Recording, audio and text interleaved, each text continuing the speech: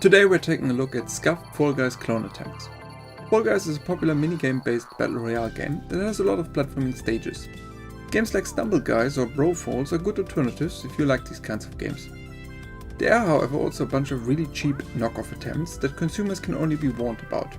Some of those we're going to take a closer look at today are Royale King, Yappie Knockout and Fall Girls. I'm also going to shortly mention the Fail Guys stages of Let It Flow. Royale King released on October 2023 on Steam and has an all-time player peak of 23.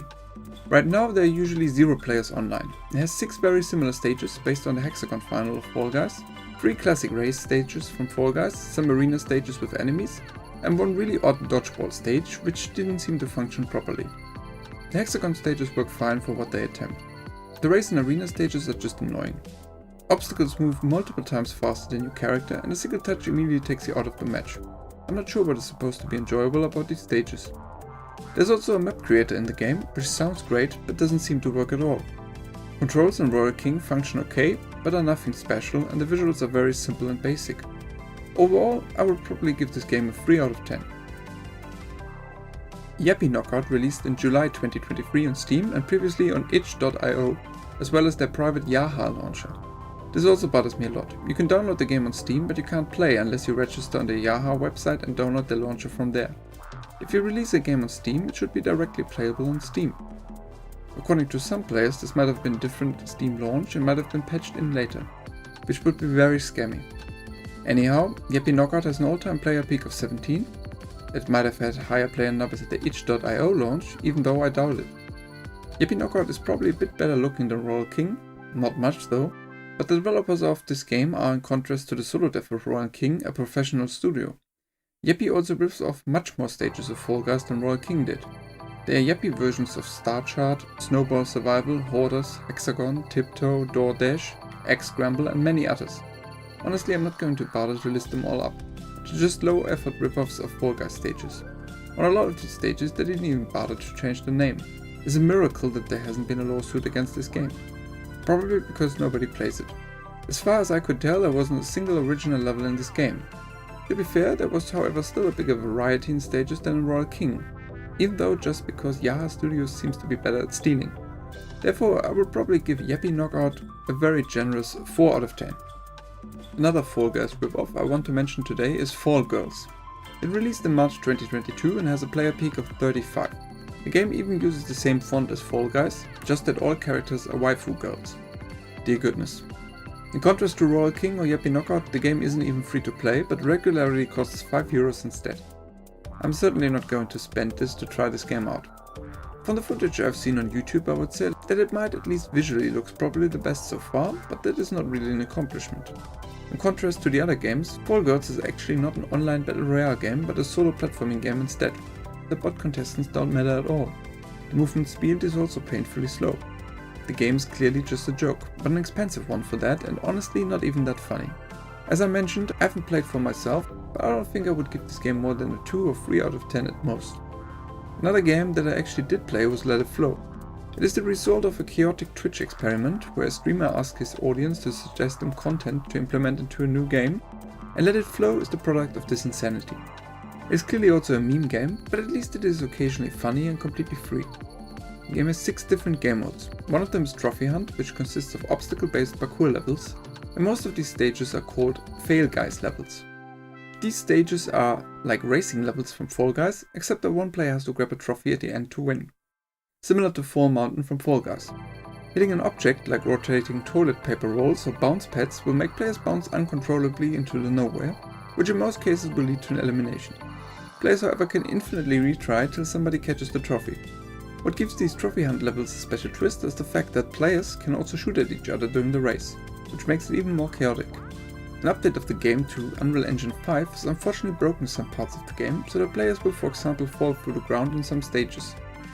That's unfortunate.